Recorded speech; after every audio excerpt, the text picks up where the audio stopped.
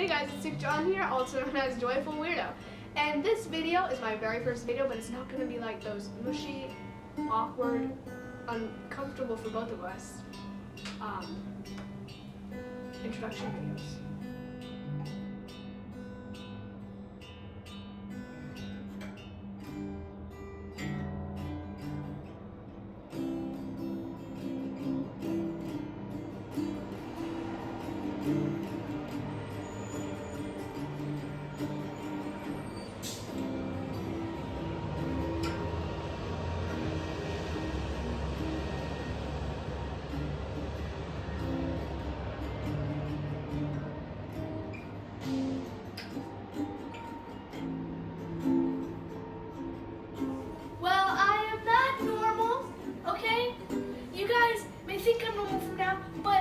Once you guys meet my friends, you guys be like, wow, she's a psycho kid, because I really am. Isn't it true? Psycho plus psychoer is psychoist? Yeah, it is.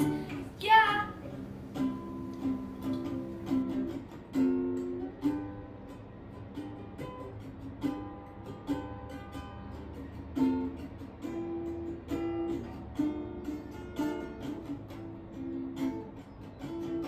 Hey guys, this is Joyful Weirdo here, and today we're doing the sister tag, and if you don't know already, this is my sister. Hi. What's your name? Sahir. Also known as Hair Source. No.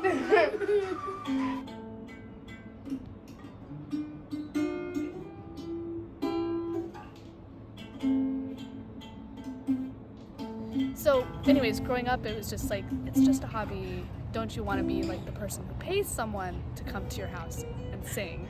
Which would, I felt like it was such an insult personally. I would get so mad. I'd be like, how could you say this to me?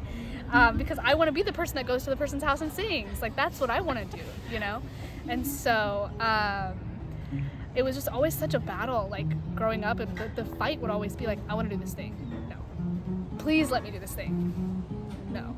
And I'd be like, please, and like, okay, well, once you go to school and become a doctor, then you'll have time. And I'm like, when will I have time? I'll be over there trying to be in the hospital saving people's lives, coming home exhausted, barely sleeping. What makes you think I'm gonna have time to make music then? Like, you know, by the time I'm out of school, I'm gonna be in my 30s. Like, then I'm not gonna care anymore. Like, you know, and I'm just like, by the way, 12 years old.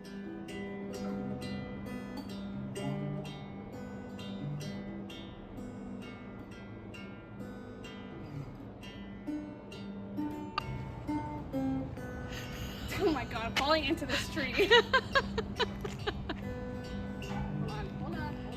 Well, you know, my parents would be at work all day, so like to entertain myself, like I was like, my dad had a camera, and so I was like, okay, well this is mine now. And you know, whatever SD cards were like, and like, right. I did the same thing with like learning to make music. Like my parents would be at work, and I'm like, okay, like let me try this, let me try that, and then we had like empty CDs in our garage, like blank CDs. So I learned how to burn music onto CDs. Nice. Like, you know, so it's just like I was very like fortunate to like grow up in this like space where I just had the technology and like creative. Like my parents weren't over my shoulder watching me what I was doing, because they'd be at work all day from you know 7 to 7, you know. So I'd just be by myself, like, and just trying to out new things and making videos and entertain myself, and it just it worked, you know. It does. It does. They're really cute.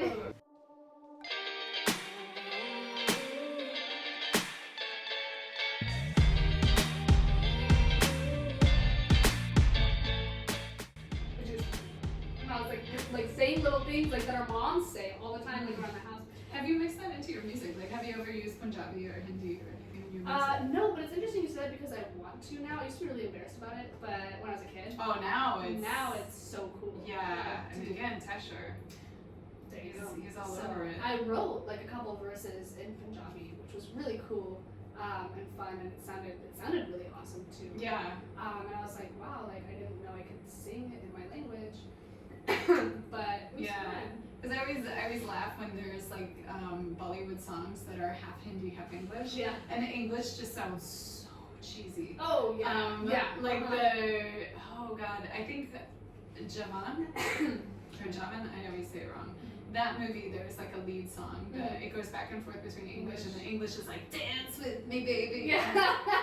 That's so funny. I thought I was the only one who saw that, but I genuinely, when I hear those, I'm like, you just see me cringing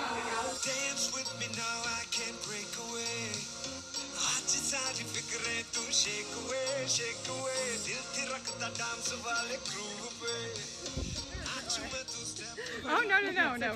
But you literally have like someone like in like a white dress, like literally like right here, and then like on this side you have a whole encampment that's protesting something much darker. Right. And it's just that kind of I don't want to use the word comparison, but that sort of like, I don't know what the word I'm looking for is, like I have it. Maybe dissonance. Yeah, yes, exactly. That dissonance is so like eerie. It's so eerie, and like it doesn't sit right. Yeah. And so it's just like, how can both of these like coexist literally next to each other?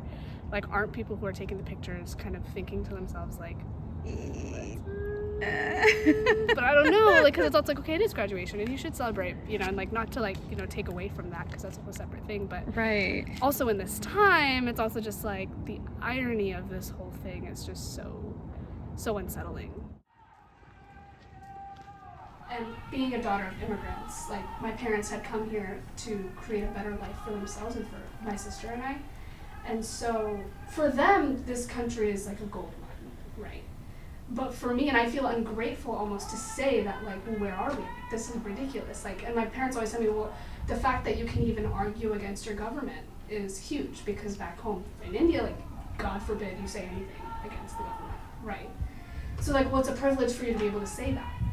But to me, I'm sitting here and I'm like, well, as a woman of color, as a woman who's a part of the LGBTQ community, as a woman, period, like, right. My rights are like not, you know, valued here, and they're constantly being argued in the highest of courts. But to me, on first listen, I was like, oh my God, like that line, like I read the news today. Oh boy, I was like, yeah, actually, yeah, I did, and oh boy is right, you know. I'm like, see, like it all ties together still, I feel like, you know.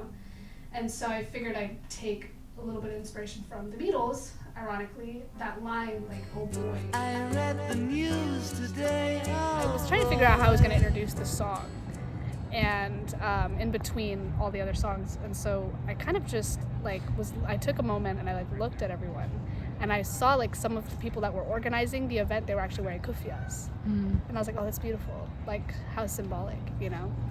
And so I kind of just like looked at everyone, and I was just like, okay, this next song is called, you know, Oh Boy, and this one's for Palestine, and I sang it, and then at the end I said, so I'm trying to figure out if it's done or not, and but I love where it's at, and I remember it was so like everyone was just, it was silent, you know, and it was like pin drop silence, and everyone's just like looking like straight at me, and I was just like, honestly, I think it's as simple as Free Palestine. I don't think I really need to say anything else, because I think the song said everything for me.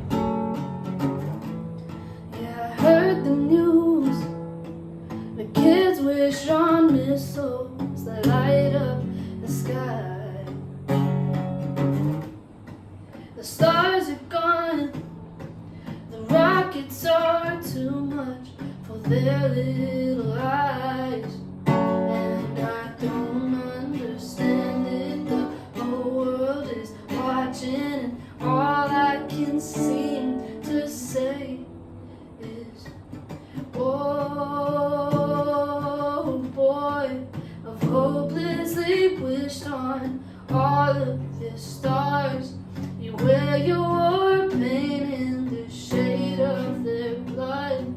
You preach about freedom, but it's a facade.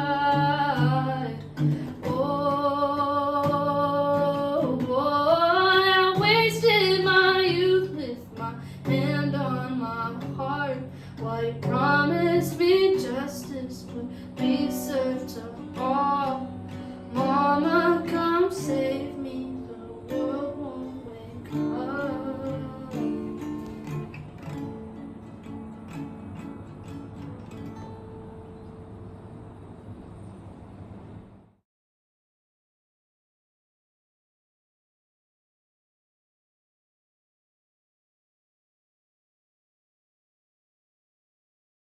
I guess that